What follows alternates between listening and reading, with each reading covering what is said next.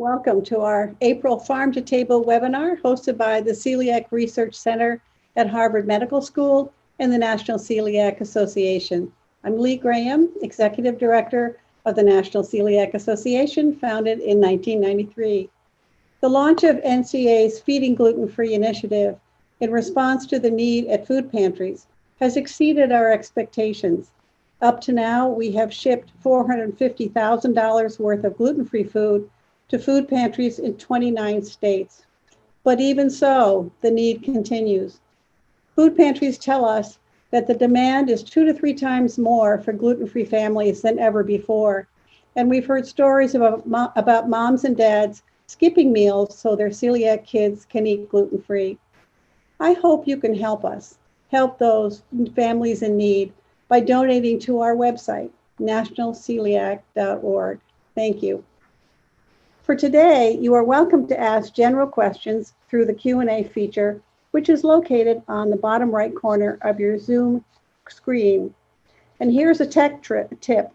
When both slides and videos are being shared, you may enlarge the video by selecting Swap Video and Shared Screen under the View button. If you're still struggling to connect with us, tech support is available if needed at digitalmedia@partners.org or by phone 857-282-6470. Also, this session is being recorded and will be available for viewing on NCA's website, nationalceliac.org. I'm excited to introduce today's moderator. Registered dietitian Melinda Dennis is the nutrition coordinator for the Celiac Center at Beth Israel Deaconess Medical Center. Diagnosed with celiac disease 31 years ago, Ms. Dennis specializes in the nutritional treatment of patients with gluten-related disorders. She lectures nationally and is program director of the nutrition and medical website, celiacnow.org. Melinda served on the Executive Council of the Society for the Study of Celiac Disease, SSCD, and is currently a task force member of the SSCD's Patient Resources and Literature Committee and the Academy of Nutrition and Dietetics Practice Group, Dietitians in Medical Nutrition Therapy. She's founder, former chair, and current senior nutrition advisor to the National Celiac Association and serves on the executive committee of the Celiac Research Program at Harvard Medical School and of Foodocene Health. Through her consulting business, Delete the Wheat, she offers educational webinars, gluten-free wellness retreats, and consulting assistance to food and pharmaceutical companies. We welcome Melinda Dennis. Hi, everybody. Thank you so much, Lee. And welcome, everyone. We're so excited to our gluten-free, farm-to-table, delicious, nutritious, and affordable options for whole food. So as you know, the gluten-free diet can be a very healthy diet if it's done well. And today we are so excited to welcome our guest speakers, Nicole Cormier and from Cape Cod, Massachusetts, and Kristine Kidd from Los Angeles, California, who will share their unique skills in growing, selecting, combining, and preparing whole foods, including gluten-free grains, to maximize our nutrition on the gluten-free diet. Just a couple reminders, as Lee had mentioned, please use the Q&A feature to submit your general questions, no personal or medical. Remember that tech support is available to you. And along with this session being recorded, we will have the recipes posted at the end of the webinar for you so that you can sit back and simply watch. And finally, just that final reminder to select Swap Video and Shared Screen under the View button. So with that, I would love to introduce our first speaker. Nicole Cormier is an anti-diet dietitian, local food enthusiast, author, an intuitive eating nutrition therapist, and a certified Body Positive facilitator. She indulges her passion for nutrition and local food on beautiful Cape Cod, Massachusetts. through her nutrition therapy practice, local food cooperative and dietetic internship, Delicious Living Nutrition, and through her work with Sustainable Cape, a nonprofit that celebrates local food while teaching about the health of our bodies, community, and environment. Underlying everything she does is the concept of sustainability. Her interest in celiac disease and other digestive issues comes from a long history of her own digestive journey and working with individuals with celiac disease in her own practice. So, love to share your screen, Nicole. Welcome.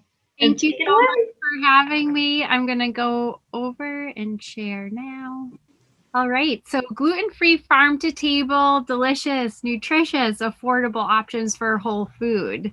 I have no disclosures here, and our objectives are to understand the benefits and uses of local and seasonal sources. We're going to learn how to build a kitchen herb garden, and then we're also going to learn different ways to build farm relationships in your own community. I did want to mention first that organic and local, a simple way to introduce that to ourselves is organic is how things are grown. So sometimes things are grown with pesticides or herbicides, and the USDA is in charge of the certification process for organic. They took it over in 2002.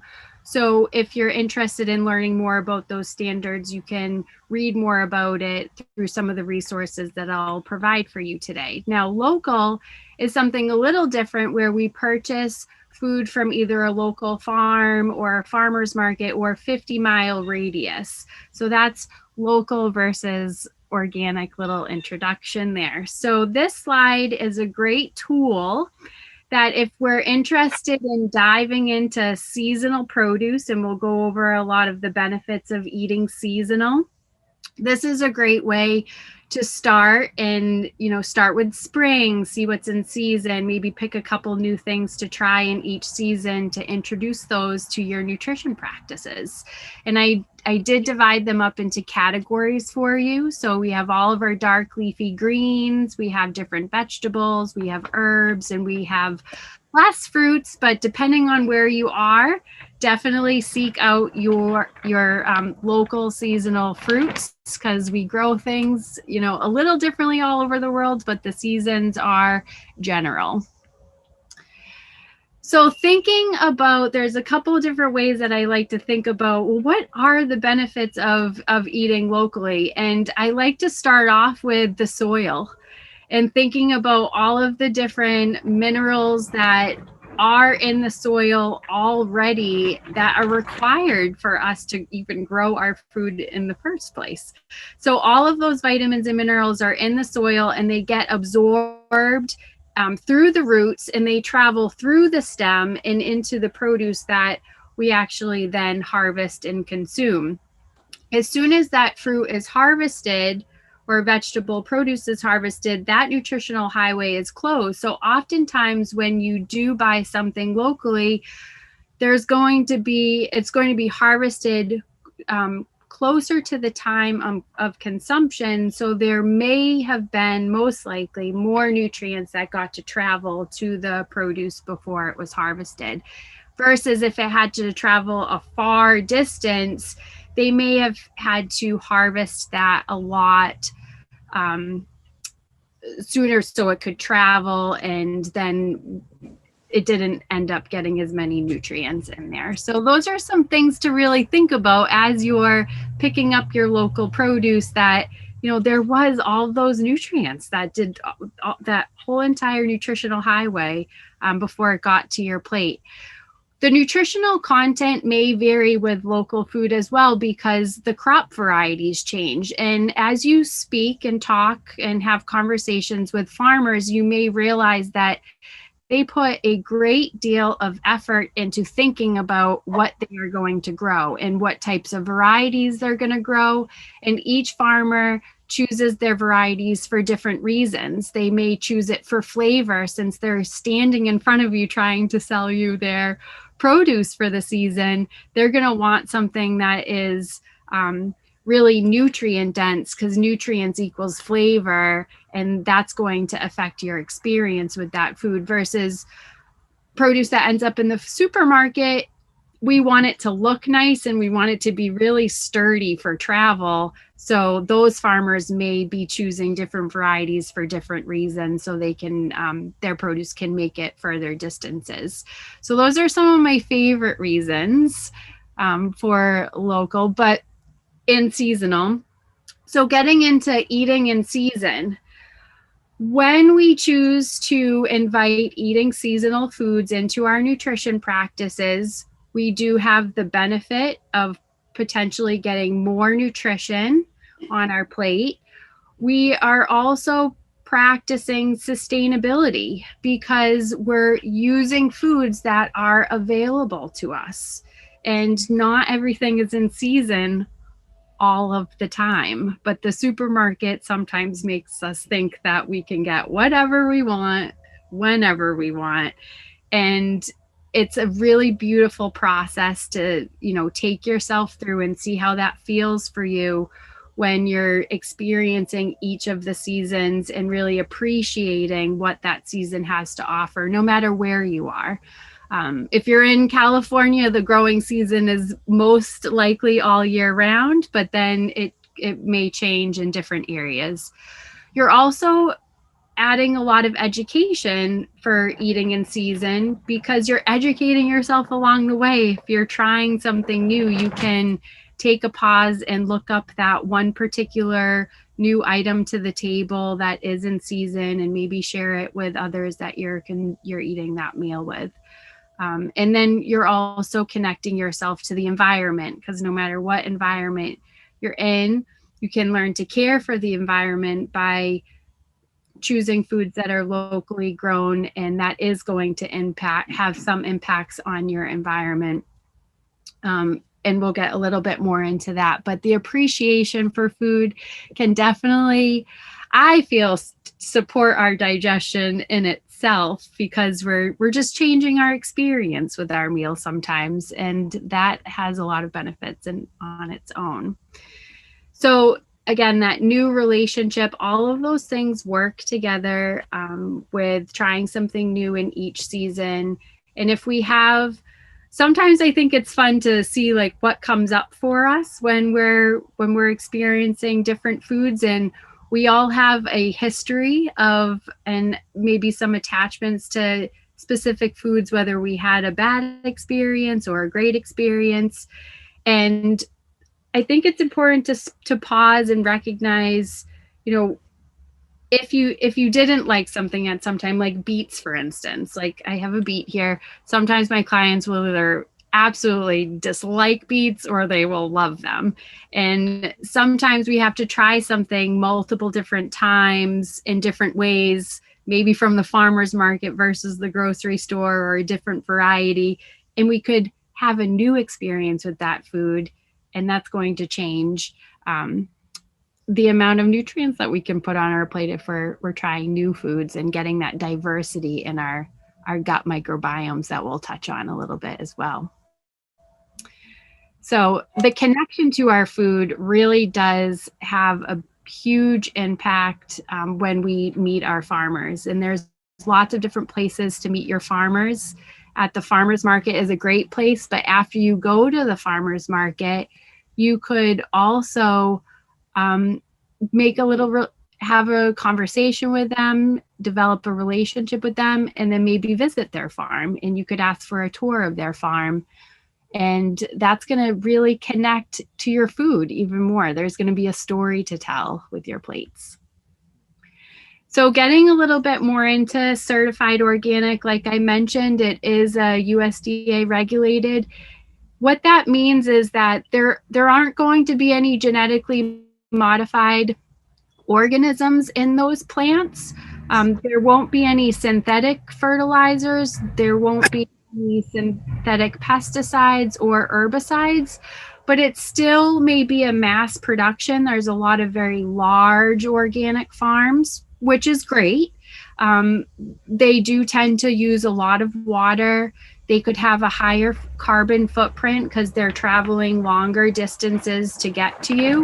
And then it's difficult to have a direct relationship with those farms versus locally grown. We're having a smaller carbon footprint because we can, go right around the corner or, within 50 miles to get our food.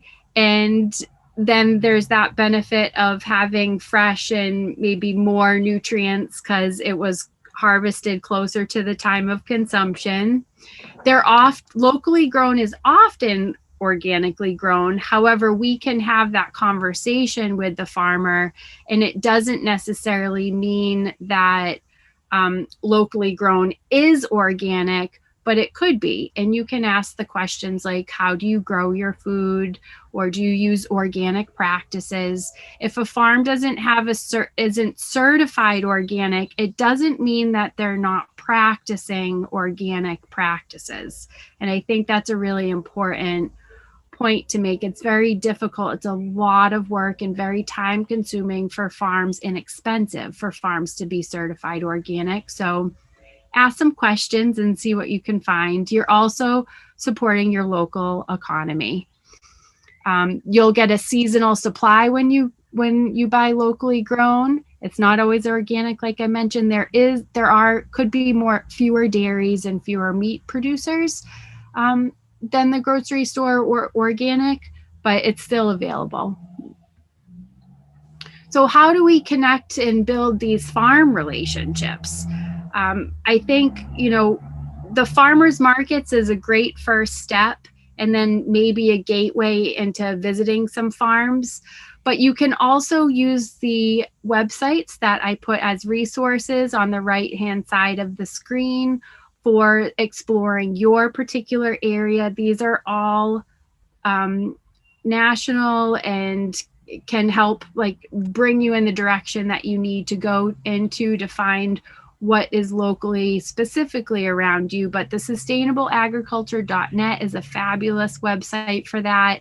Buyfreshbuylocal.org has chapters all over that will help you connect to your individual community. The Edible Communities is also a really great resource where they have edible communities all over, where it's like Edible Boston, Edible Austin. And then the Farmers Market Coalition.org. So this is like the massive farmers market coalition of all farmers markets. So you can go pop on there and find the farmers markets that are in your area. And nofamass.org is just a really great resource too if you wanted to explore the Northeast. So after you get into the farmers markets and the farms, also thinking about, are you ready to do a little backyard garden? And maybe it's not as complicated or overwhelming as we think. So reaching out to, if you have any community gardens in your area, that's actually a really great place to socialize with others at a distance while you're gardening and learning from each other, supporting each other. Usually it's a very inexpensive plot that you can get if you don't have a backyard. You could also start with a kitchen herb garden that we're going to be getting at today. Community supported agriculture program. So that's where we support the farms in the beginning of the growing season so that they get some tools and seeds and soil and all the things that they need to grow this beautiful food for us that's so nutrient dense because they're caring for the soil. So the soil needs to have all those nutrients in it in order for us to get them. And we're supporting that. And then we get a box of vegetables throughout the season, and we can use that and maybe in a little bit more intuitive cooking. You'll be experiencing what's in season, supporting the farm. So CSA boxes are a really beautiful way to get involved with eating locally.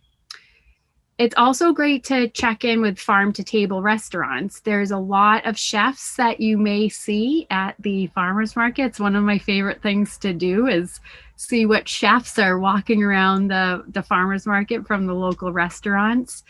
And then when you go to eat at that restaurant, you can kind of see like, oh, look at all this beautiful produce. I remember picking that up at the farmer's market.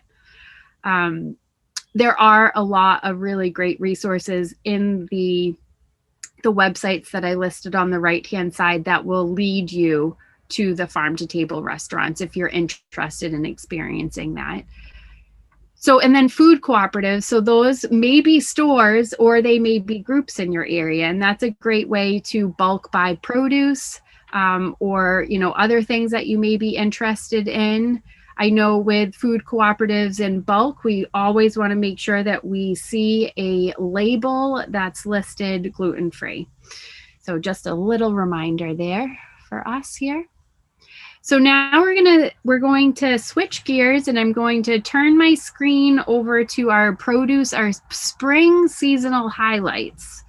And this, just a reminder, if you'd like to make my picture bigger here, you'll be able to better see the produce that I'm holding up. So I'm just going to do that. Boop. All right. So we have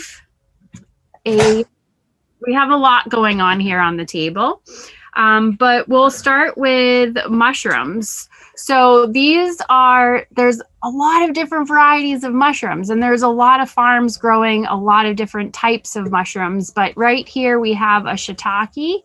So this is an example of a shiitake. You may have seen this in the grocery store.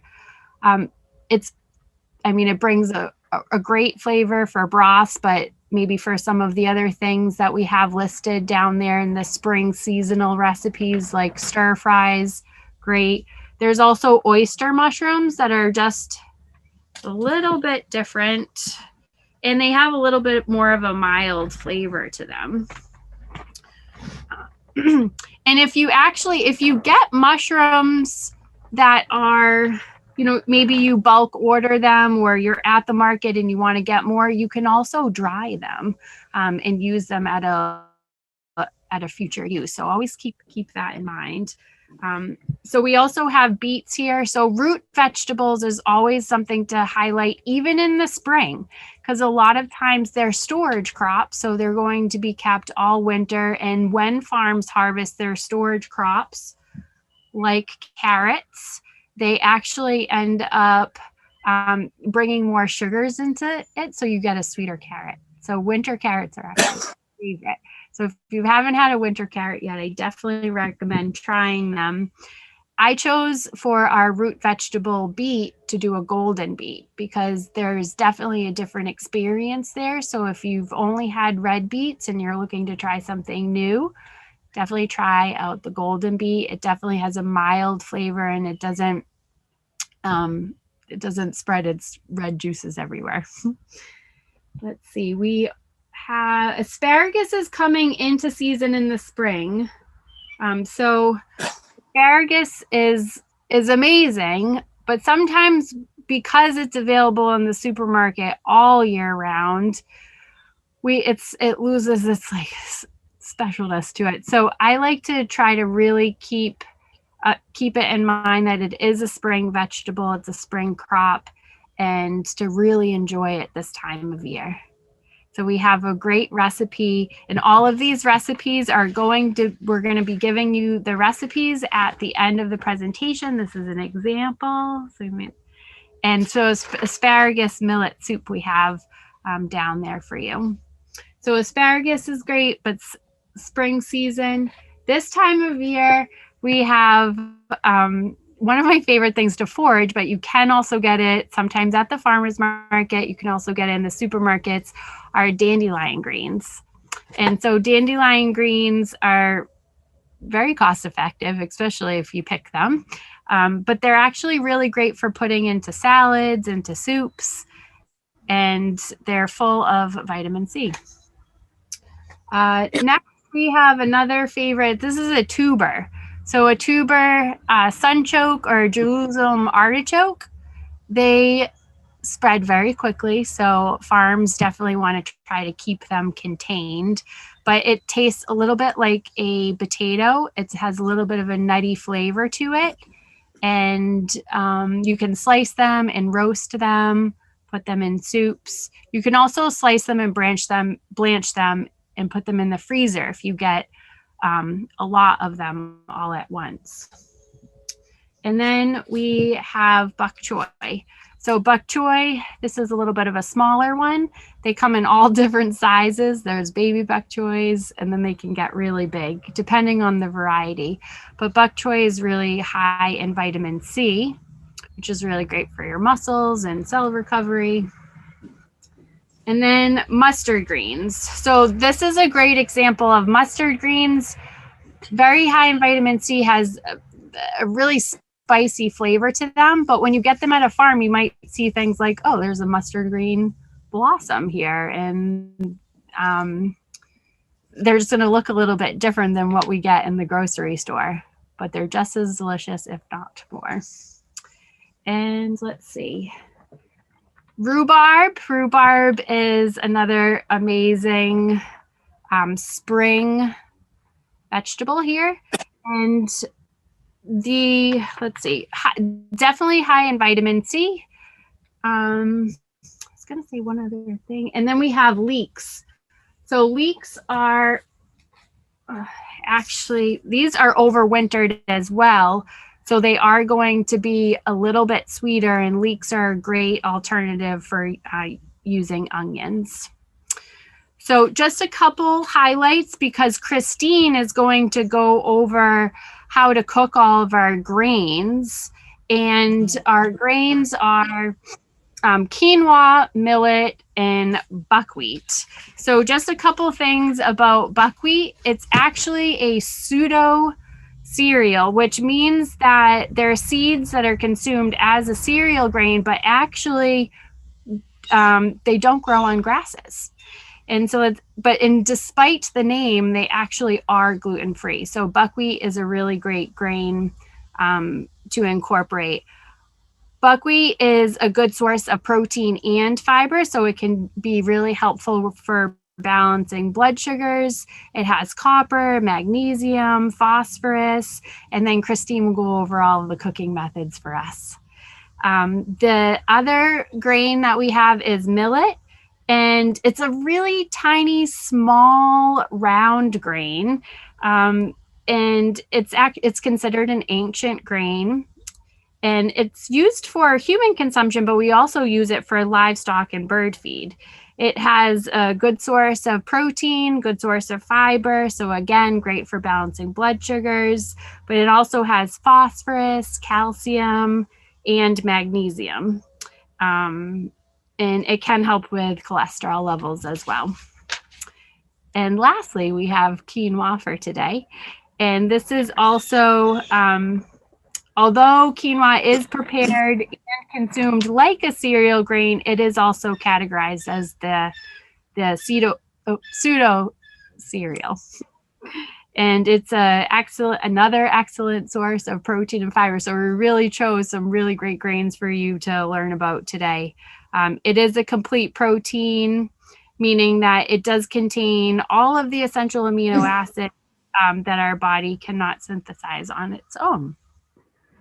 So on the bottom of the screen here, I put spring seasonal recipe ideas, which these are templates, and I took our highlighted seasonal produce and then I put them into these templates that we also will give you the recipes for, but I highly recommend practicing some intuitive cooking of using what you have for produce or using what you can get for local produce and inserting them into the different recipes like so. And you'll notice I chose herbs because next up, we're going to do an herb garden demonstration for you.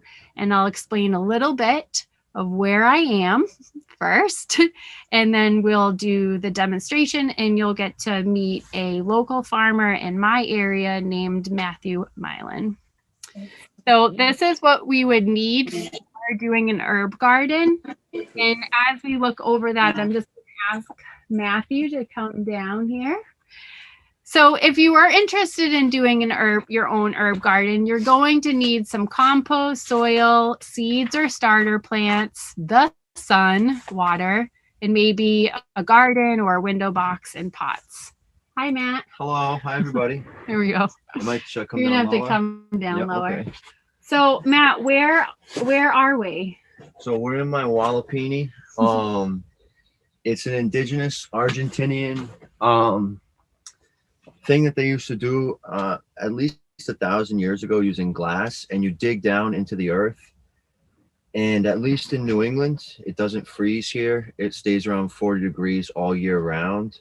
So I'm able to start all my starter plants in here. I'm able to have more tropical stuff, and I'm able to extend my season. So when there's ice and snow outside, I still have stuff growing. So we're 8 feet underground. Yeah. So essentially think just a basement with a greenhouse on top is kind of what we did.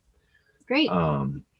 So we're going to do our herb garden demonstration here. So I'm just going to pull that down a little bit, and you can follow along. On the left-hand side, there's all different herbs that you can choose, but we're just going to choose a couple to demonstrate for you today. So obviously you can start from seeds or you can start from transplants. These I seeded myself, and we're going to transplant them. So what we'll do is we'll start from the beginning. So certain herbs it's worth reading about don't like to be transplanted. Cilantro does not. So I'm going to seed some cilantro in here, show you guys how I do it the simplest way. A lot of times when you're planting, people, make a hole and drop one in.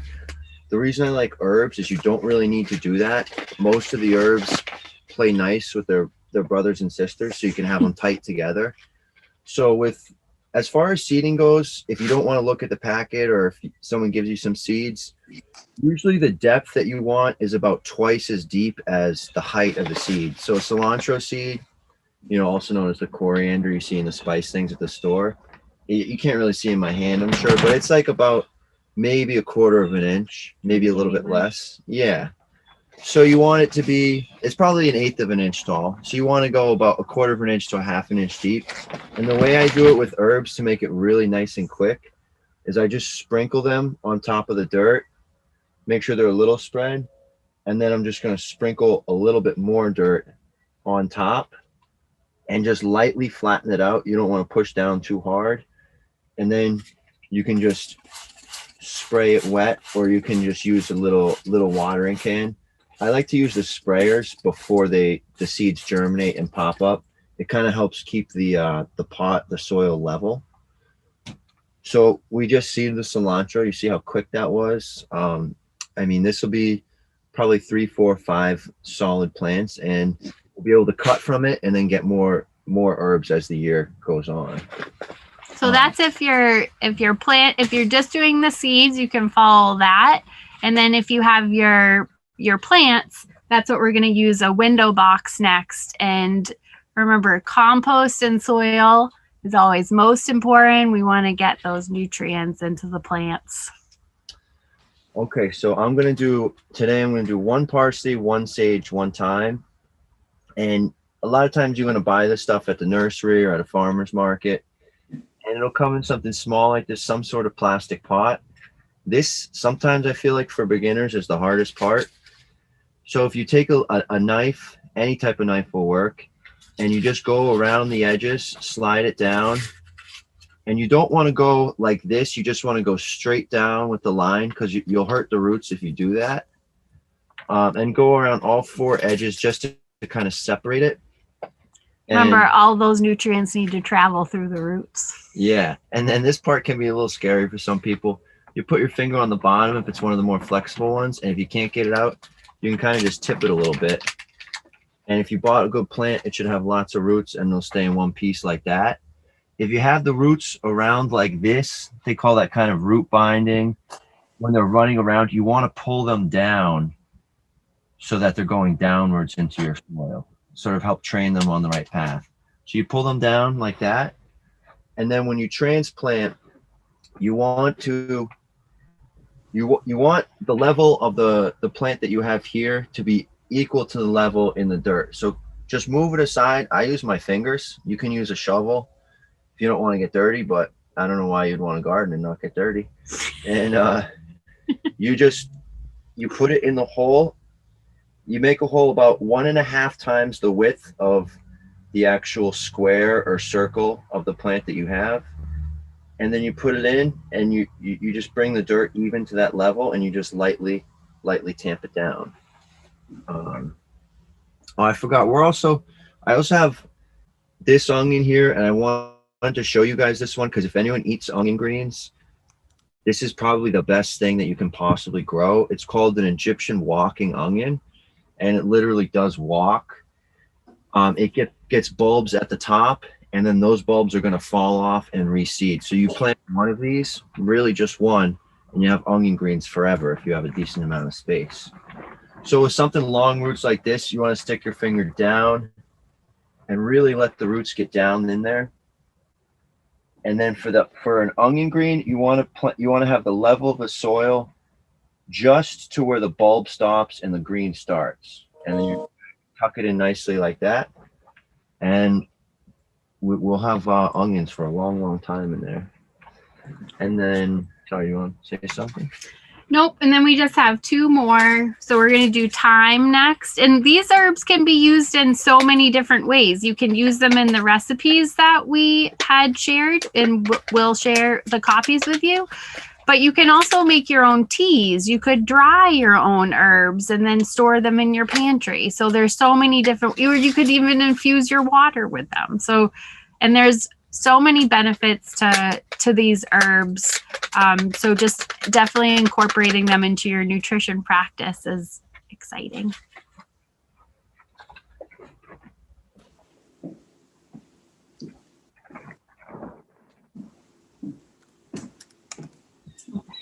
Great. So we have thyme, and then what's the other one? That's parsley. And the parsley. So, great. So same thing with the parsley? Yeah, same thing. You just want to get the edges off and pop it out. And do you have time? I was going to show them how to divide something, or do you want to keep going? Okay. You can say it. Yeah, so I brought some peppermint down here just because I wanted people to realize that most herbs, if your friend has a really big patch, such as peppermint like this, you can just cut a section out and plant that, and then you'll have peppermint for as long as you need it. So, if you make a gardening friend or a friend at the farmer's market and they have something that you want, you can cut it out and plant it in your garden. Would that go true for all of them besides the cilantro? Yeah, that would work for all of them. Some of them, it's going to be a little bit more difficult for the plant to thrive after you do that. But parsley, you could do that. I mean, all the ones that you have on that list, you can separate. Cilantro is very notoriously finicky. So it's still Nicole, we're going to have to wrap up. Yep. Okay, great. So if you have any questions about herb gardens, like wonderful. It was perfect. Thank you so much for joining us. And so I put in a couple other resources for you today, and this is just a shopping list that breaks things down into categories. Gluten-free, so I did highlight if you're getting oats, they should be gluten-free. Any grains, just really make sure that they're all labeled gluten-free. But I love the categories and really trying to get a sustainable system in place when you're stocking the pantry and assembling your meals together. So if you are interested in assembling your meals together, you can utilize this chart, and I put it into categories for you. So if you're thinking about a meal or you're not, sure what to make for dinner, you could pull this out and just look at each of the different columns and start assembling things together to make a meal bowl for yourself. If you want more instructions on how to intuitively cook these meal bowls using the chart, you can follow these instructions here. So you would choose a protein, choose a grain, choose 1 to 3 vegetables that are in season, maybe some dark leafy greens, and you'll notice how beautifully your bowl comes together.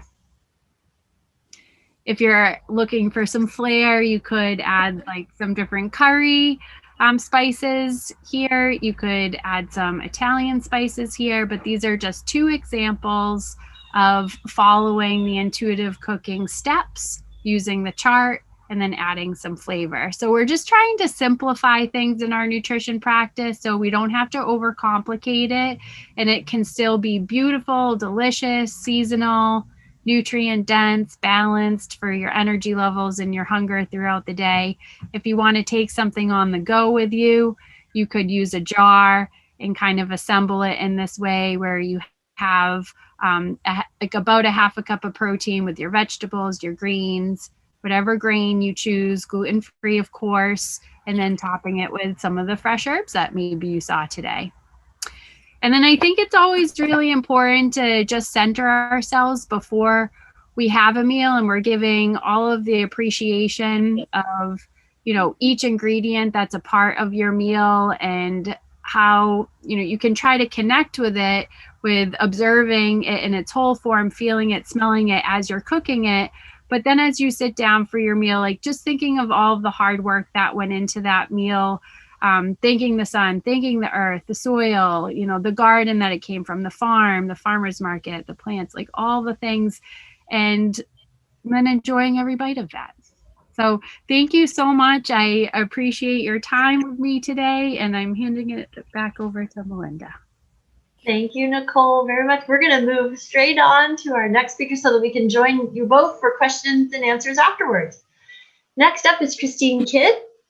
After working as the food editor at Bon Appétit magazine for 20 years, Kristine went on to author 8 cookbooks. When she discovered she had celiac disease, Kristine focused on learning everything she could about cooking healthful, gluten-free food, and then developing recipes that were as delicious as what she had been accustomed to. She wrote 2 gluten-free cookbooks, Weeknight Gluten-Free and Gluten-Free Baking, featuring fresh, simple, farmers market-inspired recipes. Her gluten-free recipes can be found on her blog, KristineKidd.com. Welcome, Kristine. Hi, Melinda. I'm thrilled to be here. And today I'm going to show you how to cook with these 3 grains so that we can expand our diets and have more interest and more nutrients in them. I'm going to jump right in and start cooking the grains, and then I'll tell you a little bit more about what you can do with them. So, but the first grain is quinoa. And I love the 3-colored quinoa, but you can get white quinoa, red quinoa, brown quinoa, but I really like the mix. It's just more colorful and fun. Quinoa needs to be rinsed. So what I do, because it has saponins on them that makes it very bitter. It also improves the nutrition. So I put the grain into my pan. I cover it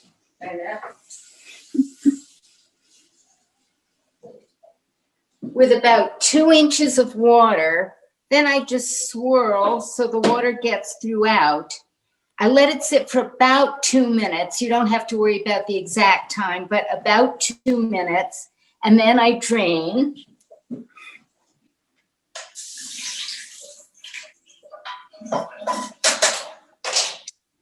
And then I simply add water. Now, the directions that come with the packages, I don't think are as good as the way I cook them. They tell you to use 2 cups of water per cup of quinoa, but then you end up with a mush. I like to have nice separate grains, like nice separate rice. So I use 1.5 cups, and I add that and 1/2 teaspoon of salt.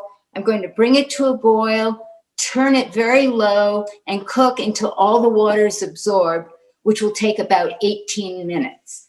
Then I turn it off, let it sit for about 10 minutes, and fluff with a fork. And this is what you end up with. Here's the cooked quinoa. I'm going to tell you more about in a minute. I want to get all the grains cooking. Next is millet.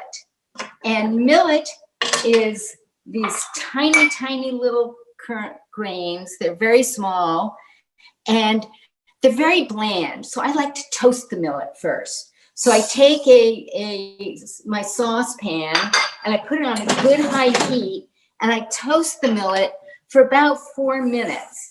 And it will turn golden brown, but you might not notice the color change as much as you'll notice the aroma. It'll have a wonderful toasty aroma. And that's when you want to start when you add the water. So I'm going to let this toast. And while it's toasting, I want to tell you a little about these grains. They are excellent to use in place of rice. So wherever you would use rice, if you make a stir fry and put it on top of rice, if you grill shrimp and put them on top of rice, you can use these grains the same way. So they're wonderful just as a foundation food, but they have lots of other ways they can be used, which we will go into today. Last night, I made millet, partially because I wanted to have some already cooked to show you, but we had millet as a base, and then I roasted broccoli and tofu and put it on top of the millet. But there's two of us, and we had quite a bit left over. So with the leftovers, I like to make cereal the next morning. So let's see, I'm going to let this continue to toast and show you, in the meantime, the cooked millet. Here it is cooked. It gets nice and fluffy. And for a morning cereal, you can just take the millet, put it into a bowl. I like to add milk. Actually, we like soy milk in our house, but any milk product. I like to add kefir just because I love the rich, creamy texture of kefir and the additional nutrition it adds. And I always like to stir in. I keep in my refrigerator a mix of flax, hemp, and chia seeds. I grind the chia seeds because I don't like getting the little seeds stuck in my teeth. I add them, and that's for nutrition, and also it'll thicken it up a little, make it a really nice, unctuous texture. Then, if you like it sweet, you can add sugar. I would add brown sugar or maple syrup.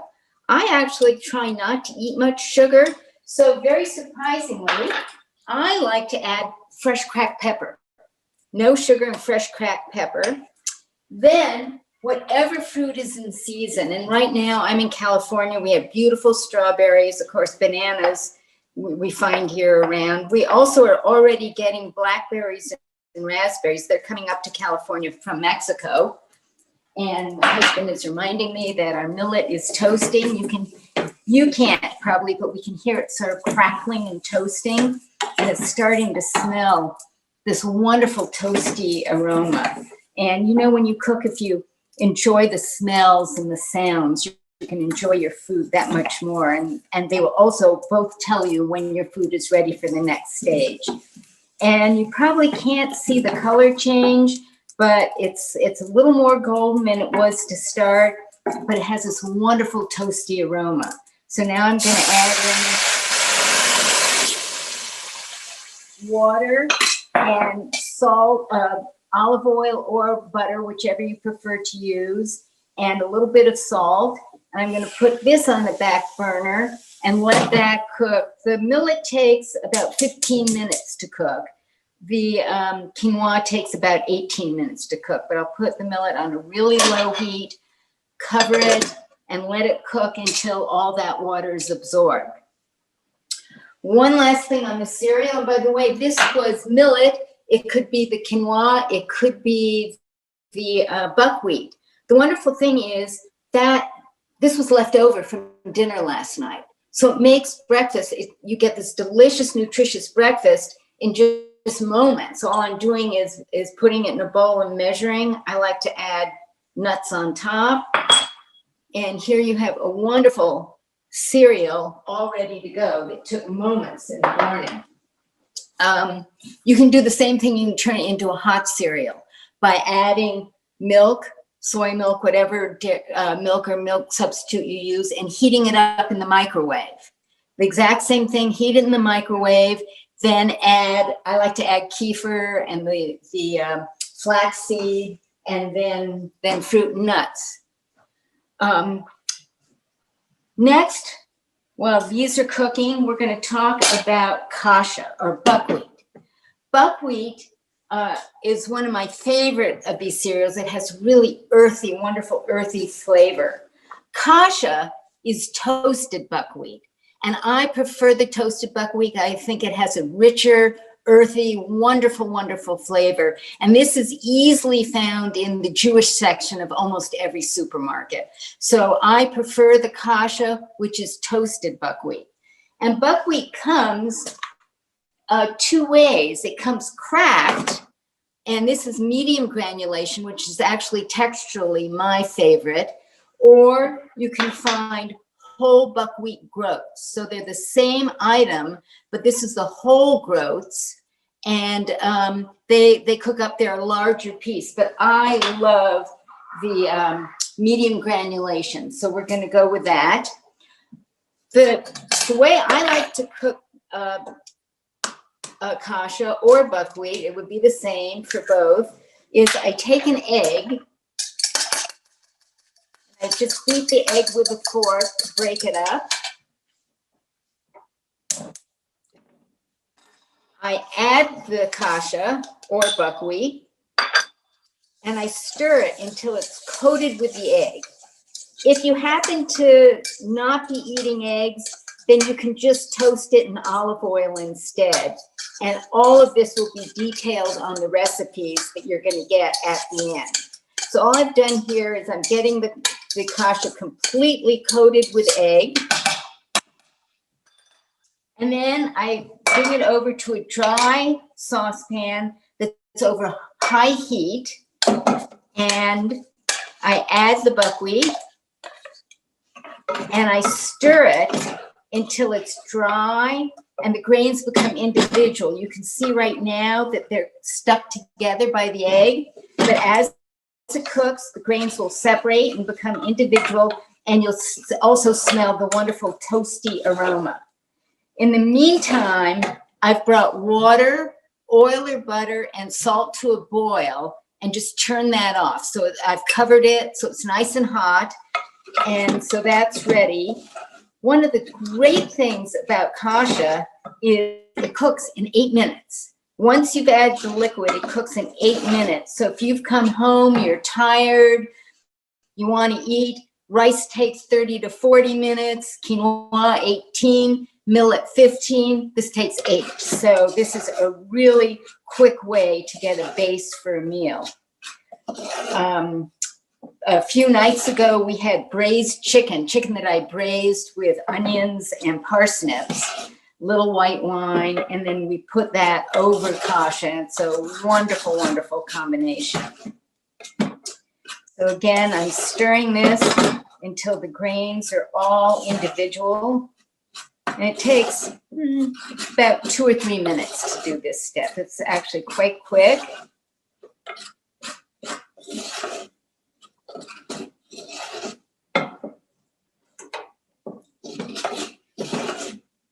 And they're starting to separate.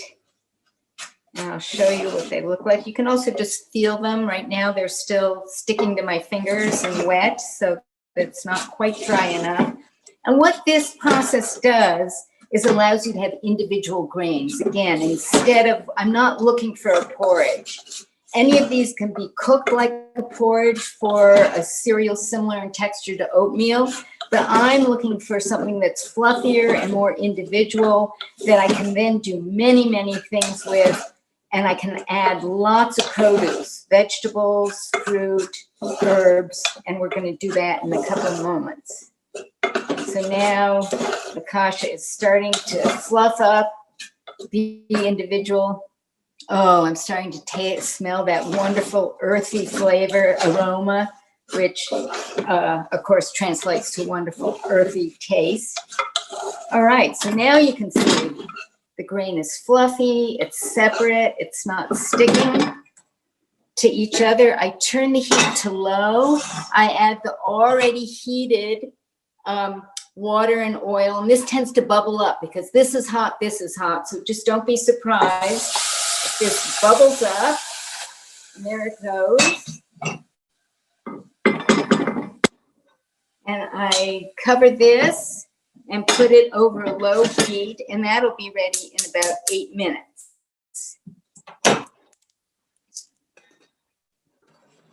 So all my grains are cooking. I have leftover grains the next morning. I make cereal, as I just demonstrated, but you can also make wonderful breakfast or lunch bowls. So the next thing I'm going to do is I'm going to make a lunch bowl or breakfast bowl, which it's great for either. And on your recipes, I have a basic recipe, which is a savory breakfast or lunch bowl, where I say take the grain, flavor it with olive oil and lemon zest, add herbs, and add vegetables. And they can be cooked vegetables, they can be raw vegetables, they can be leftover vegetables from the night before. And I give you examples of vegetables. Then add some crumbled or grated cheese. And then I like to add eggs, so either fried, boiled, or poached. And then a little cheese, and I love to finish with hot sauce. But then I've given you, so I have a basic recipe, but then I've given you a very specific recipe, which we're going to make today, which is kale, avocado, and egg breakfast or lunch bowl. So for this, I have a 1.5 cups of the grain, which is left over from last night. And I'm going to add to it about 2 teaspoons of olive oil. I'm going to add some grated lemon zest. And I hope you've all discovered microplanes. If you haven't, you should go out and get one immediately. This is such a wonderful help in the kitchen. It's the best thing for grating the rind of fruit. It will also grate cheeses beautifully, but it gives you a nice light, fluffy grating of the rind. And I like to add rind because it adds such good flavor. And then herbs. And this morning, I'm going to use basil. And when you buy basil, if you're not growing it, if you just put it in a flower jar, a flower vase, in water, and just keep it on your counter, it will keep for days. So when I bring home basil, if I'm not cooking it myself, I do that. To cut the basil, I gather the leaves together and get them in a bunch so they're tight, and that makes it much easier to cut. And I just cut down the leaves, nice thin cuts. Here I have chopped basil, and I'm going to add that to my grain. I'm going to add a little salt and pepper. I like to cook with coarse kosher salt. It's pure in flavor. It's a larger grain, so you actually end up using a little less because your tongue experiences those grains as more, so you can get away with using less. And so I've seasoned this with the lemon zest, the basil, but it could be any fresh herb. You know, if you don't want to buy a bunch of herbs, buy one herb and use that for several things. And for my bowls, let me just do one thing.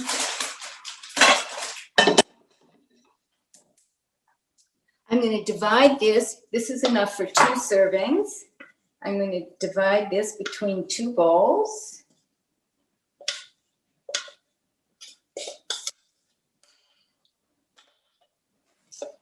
And then for today, I'm going to cook some kale. Now, it could be any green, but greens are so nutritive. I try and get them into at least 1 meal every day. And you can just melt them into almost anything you're cooking. You're making a tomato sauce, melt them into the tomato sauce. If you're making a stew or a soup, melt them into the stew or soup. But today I'm going to saute them. I have kale, a little bit of olive oil.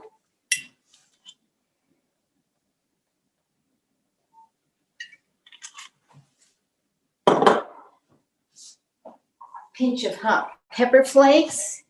Now I'm using black kale, and of course getting produce from your CSA box at the farmer's market from a vegetable stand is ideal, but sometimes you just can't. And my farmer's market is today, but I'm doing this, so I couldn't get there. So I just bought shredded kale at Trader Joe's, which is another way to do it. It's not the best for absolutely being the freshest, but in terms of convenience and often price, it's a very good way to go. And we want to be sure we can get these vegetables into our meal, so we don't want too many stumbling blocks. So I have the olive oil, hot pepper flakes, the kale, like to sprinkle with a little salt and pepper. And I'm going to saute the kale until it is just tender. It'll take about 3 minutes. You could use any green. If you use chard, it would take a minute probably, just till it wilts down. If you use collards, they'll take longer to cook, maybe about 5 minutes. And this could be any vegetable. So Nicole gave you a list of seasonal vegetables as you go through the year. I could saute zucchini. I could saute red bell peppers. I could use leftover vegetables from dinner last night. If my husband and I hadn't gobbled up all the broccoli I roasted, I could add the leftover broccoli to this. But we're just going to use the kale today. Hot pepper flakes. I love hot pepper flakes with greens, but if you don't like that spiciness, they can be left out. I'm going to cook, you know, we still want to have that nice green color, but just be tender enough to eat. I'm then going to divide the greens between the 2 bowls.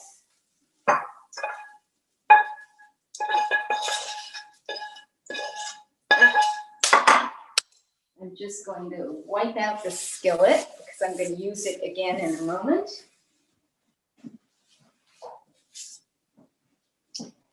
And I am going to fry eggs. I'm going to add fried eggs to this. They could be poached, they could be boiled.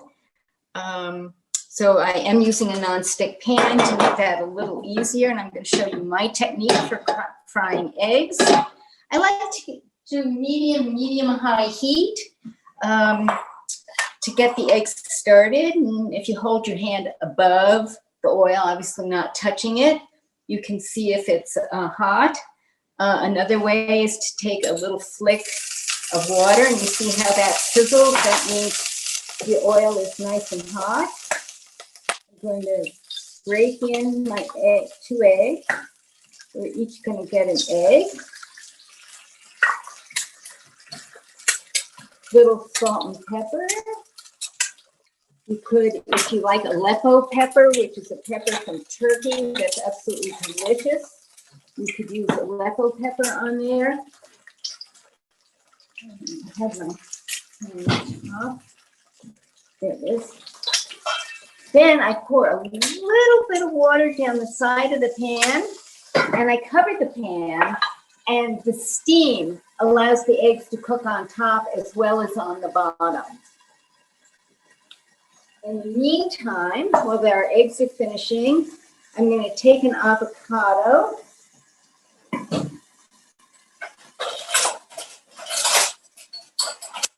And I'm going to make slices of avocado. And here's a restaurateur's trick for getting slices of avocado. You just put a spoon into the avocado and you just carve out little slices. And this is so much easier than trying to get the peel off and then slicing. And the trick, one of the tricks for this is, for guacamole, you usually choose a very ripe avocado. But for this, you want an avocado that gives. It just needs to give at the top. It's perfect texture when it just gives when you press the top. And I'm going to add a little feta cheese. And this is a beautiful sheep's milk feta. I'm particularly fond of sheep's milk feta if you can find it.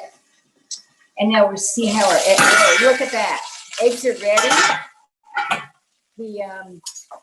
They've cooked, of course, cook them as much as you like them. I like them so the yolk is still runny, but so the white has turned opaque.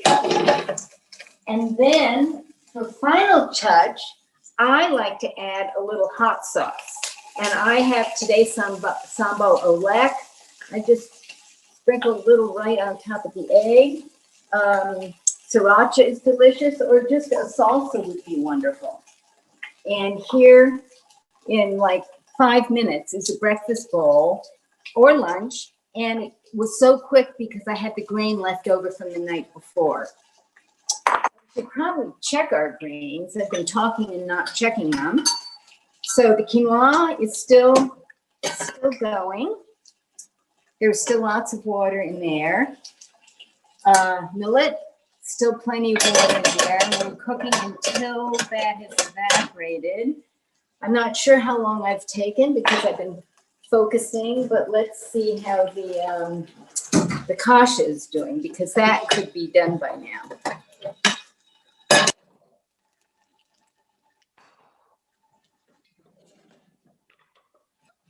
And what I do is I take off the lid and I just take my fork and pull some aside, and it's dry on the bottom. Can you see that? Dry on the bottom. There's no liquid. Can you see that? So then what I do to absorb any extra liquid in there and to make it nice and fluffy, I take a clean kitchen towel, make sure all your heat is off, put it on top, and let it steam for about 10 minutes. And the cloth will absorb any excess moisture. And then you'll end up with nice, fluffy kasha like this, which, you know, just has this lovely, lovely texture. And that's what I use for in the base of the bowls. Now, one more thing, I think we can just squeeze in one more recipe. I'm going to make a grain salad. Now, these grain salads are my key to going to parties at other people's houses without demanding that they do a lot of extra stuff for me because I can't eat gluten. Usually there's going to be a protein. You don't have to worry. But the rest of the meal is where people get in trouble. If you bring a salad like this, you always have something you can eat. So what I do is I cook a batch of grain, and for this today, I'm going to use the quinoa, but it could be any grain. And I'm going to add olive oil, and I'm going to add lemon zest and juice. And for the fun of it, I'm going to add orange zest and juice as well.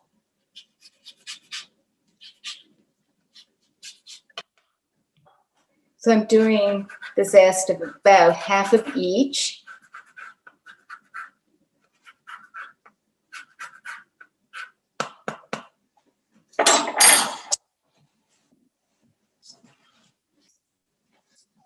Then I like to add lots of fresh herbs. And I showed you how to cut the basil. So there's the basil. And it could be any herbs, but I've chosen for today basil and mint. And being in California, I have a very prolific herb garden. Mint grows everywhere. So I've just picked some mint this morning. I'm chopping that up, adding some mint. I'm going to add some green onions, which I just like to slice lengthwise. Again, this recipe you will get at the end of the class. You'll get all these recipes. And I'm using green onions. It could be shallots. It could be red onion. You know, you want to use these recipes as an inspiration.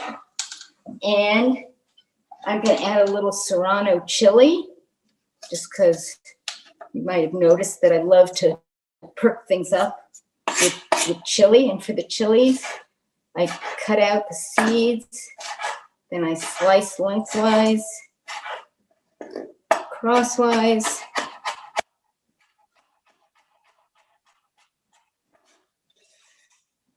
Add that to my bowl. And the local farm stand yesterday had beautiful asparagus.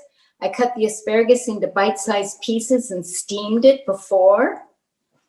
And tomatoes, locally, I'm in California, we're already getting cherry tomatoes this year. And I just took them, I got a variety, and I cut them in half, added them.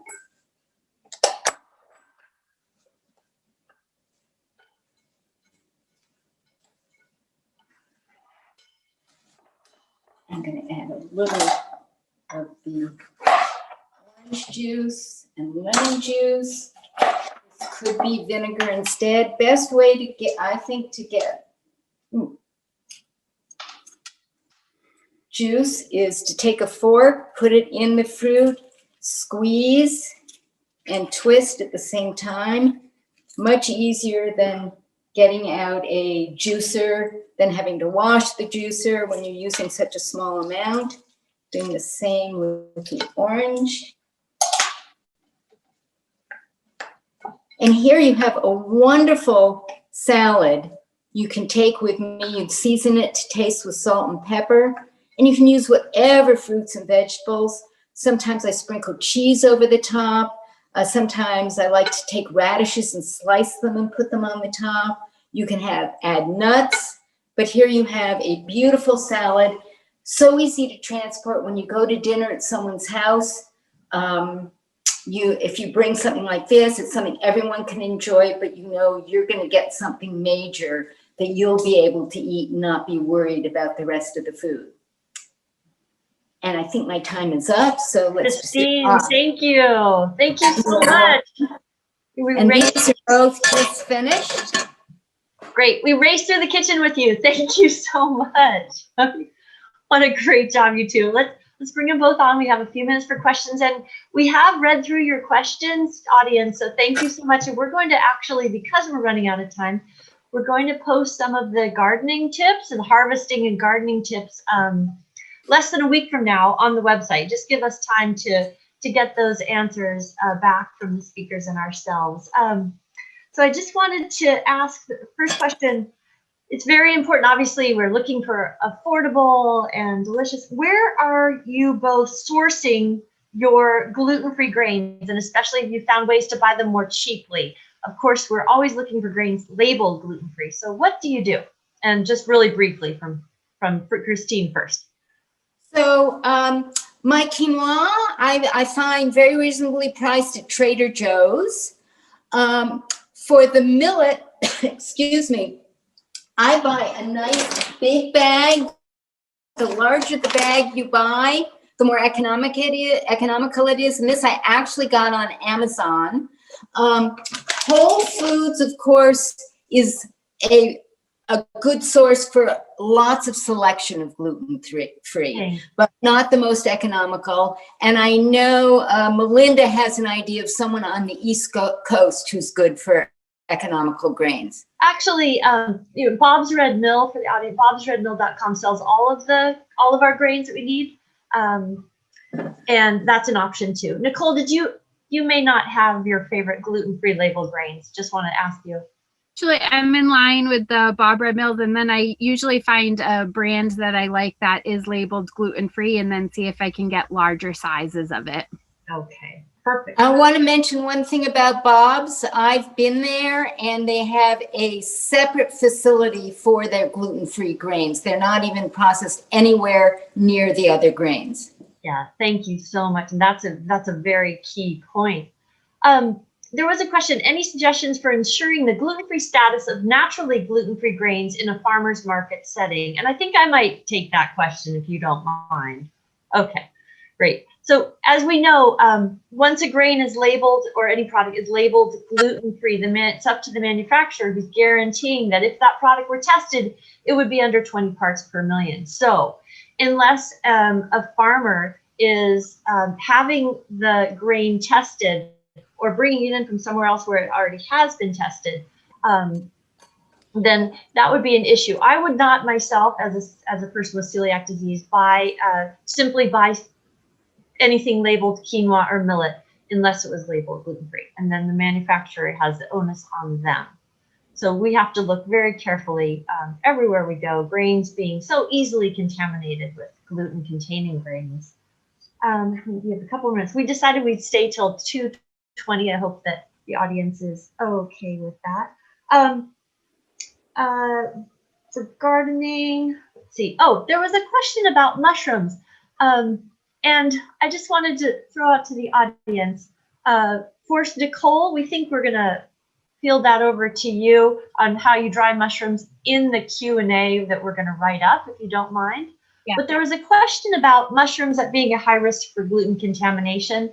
Just wanted to say that in touch with Tricia Thompson of Gluten-Free Watchdog, and she says that they haven't tested fresh mushrooms, but they've tested canned and dried, and they're under less than 5 parts per million. So those are gluten-free. She really doesn't think people have to be concerned about mushrooms, but there is more information on her site. Okay. I think, let's see, one more question. Oh, Nicole. Nicole, why is it important to drink water and add these grains slowly as you experience fiber in your diet? Right. So fiber is obviously provides our body with so many things to sustain its health. And we get really excited with all these seasonal vegetables and increasing the fiber for all the health benefits. But we do want to ease our way into it. It's a lot for our digestive system to get used to sometimes. So I like to just slowly add in and increase your fiber over time. And at the same time, you're also increasing, like sipping, not guzzling, because water has to digest just like food, but sipping a little bit more water at the same time. And that will help support your body to adjust, and you'll get all of the health benefits as well.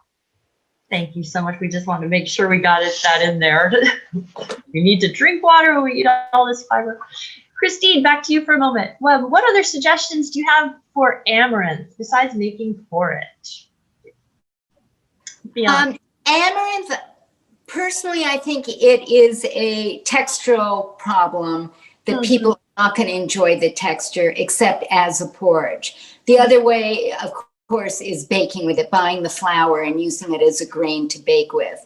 But I find the texture, there is one other way. In Mexico, they toast amaranth and then put it into a brittle, which is absolutely delicious and has a wonderful, sugar and water cooked together, and then you mix in the amaranth and let it set up. It has a wonderful crunchy texture and a nice grainy flavor. Oh, thank you so much for that idea. And we're so sorry we've run out of time, but we are going to answer the rest of these. We're going to answer the gardening tips separately. You're going to have the recording online immediately, very shortly after the webinar, and you will have the recipes soon. Just wanted to really thank our speakers today for all the work you put into this. We also want to thank Farmer Matt and Kristine's husband, Steve, and the intern, Corel, for helping us today. We'll conclude and we'll turn it back to Lee Graham. Thanks, Melinda. I hope everyone found today's information useful. My head is spinning. There's so many ideas that I got today, and I hope you did too. As we mentioned before, a recording of today's webinar will be on the NCA website. Probably look for it in the next 7 to 10 days. And meanwhile, please join us for the next webinar, which is Thursday, May 27th at 1 o'clock Eastern Standard Time. The topic is Research Roundup, Promising Therapies for Gluten or for Celiac Disease.